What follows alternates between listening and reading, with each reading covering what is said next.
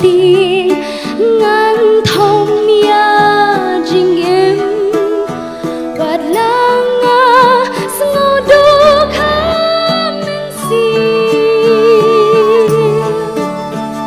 jing thang jing ang nuột ban bồi sa ca thong hamon ba khu chung mi brai ai can yai lo it kong ba mi qua yang a bang it ngan map kong ba mi lahi kai klang jing shap tin ngan thong ya jing em ngan ai lam sha ki wei klang jing shap tin ngan thong ya jing em vật lang a sngô đô kha men sim jing thrang jing ang nuột ban poi sa ca thong hamon ba khu chung mi brai ai can yai long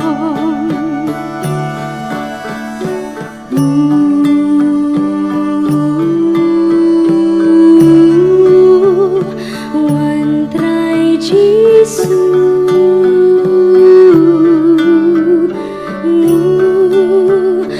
Wan Trai Jisu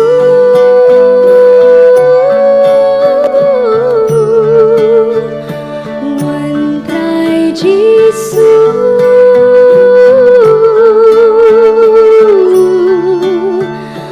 Wan Trai Jisu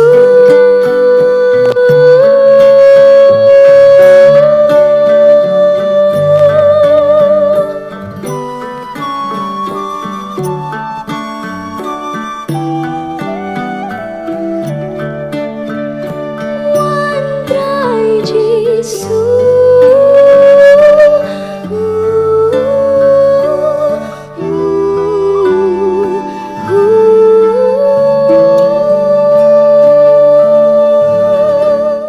Jong Youth Center, Jong Don Bosco Media Network. Nakakadaw iyo yung nag first prize. Pyrda, Idey,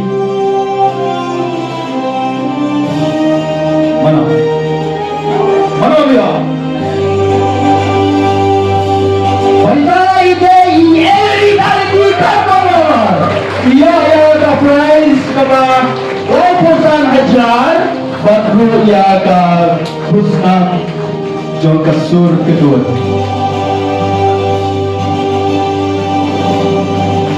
Dayay kaging kulay ya Ellery na benda ka Sur kabasiang ka Sur kosok Naitung. Congratulations. But kulay siya jar mo your grace. But for the provision